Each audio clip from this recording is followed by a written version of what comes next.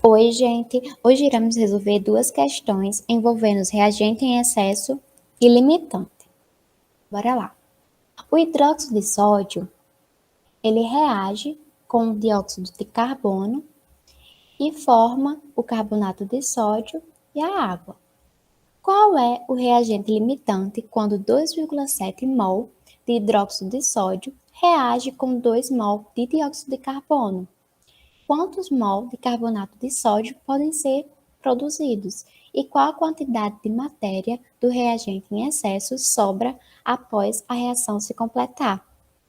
Então, a primeira coisa que vamos fazer é relacionar o hidróxido de sódio com o carbonato de sódio e depois o dióxido de carbono com o carbonato de sódio.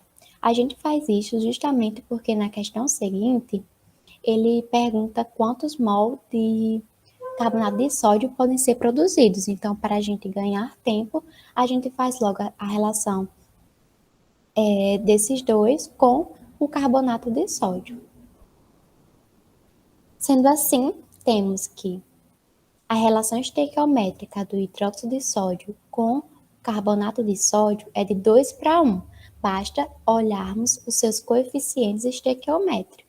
Então, 2 mol de hidróxido de sódio está para 1 mol de carbonato de sódio. Quantos mol de carbonato de sódio vão ser formados a partir de 2,7 mol de hidróxido de sódio? Então, basta agora a gente fazer 1.000 pelos extremos e a gente encontra que 2,7 dividido por 2 é igual a 1,35 mol de carbonato de sódio é formado a partir de 2,7 mol de hidróxido de sódio. Agora, vamos fazer a relação do dióxido de carbono com o carbonato de sódio. A relação estequiométrica é 1 para 1, basta olharmos o coeficiente estequiométrico. Então, 1 mol de dióxido de carbono está para 1 mol de carbonato de sódio. Quantos mol de carbonato de sódio vão ser formados a partir de 2 mol de dióxido de carbono? Faz 1.000 pelos extremos e encontramos que 2 mol de carbonato de sódio é formado a partir de 2 mol de dióxido de carbono. Então, agora fica fácil determinarmos qual vai ser o reagente limitante e o em excesso.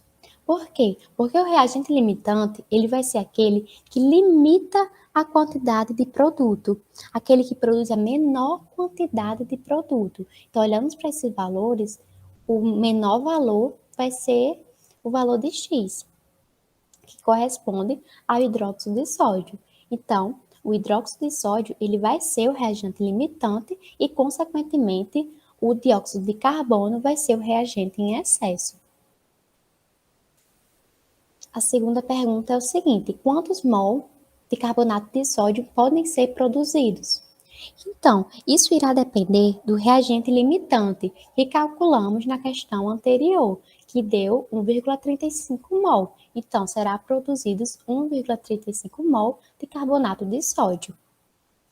E por fim, pergunta qual a quantidade de matéria do reagente em excesso sobra após a reação se completar. Sabemos que o reagente em excesso é o dióxido de carbono. Então, primeiramente, temos que calcular quantos mol de dióxido de carbono reagem. Então, fazendo a relação estequiométrica do reagente limitante em excesso, temos de 2 para 1. Basta a gente olhar os coeficientes estequiométricos. Então, fica 2 mol de hidróxido de sódio para 1 mol de dióxido de carbono. Quantos mol de dióxido de carbono vão reagir a 2,7 mol de hidróxido de sódio? Porque esse aqui, a gente sabe que ele vai reagir completamente, esse 2,7 mol. Então, fazendo o meu pelos extremos, temos que 2,7 dividido para 2 é igual a 1,35 mol. Então, 1,35 mol de dióxido de carbono, eles reagem. E agora, basta a gente diminuir o total menos a quantidade de dióxido de carbono que reage, para que assim a gente consiga encontrar a quantidade de matéria do reagente em excesso que sobra após a reação se completar. Fazendo essa continha, 2 menos 1,35, encontramos que é 0, que vai sobrar 0,65 mol de dióxido de carbono após a reação se completar.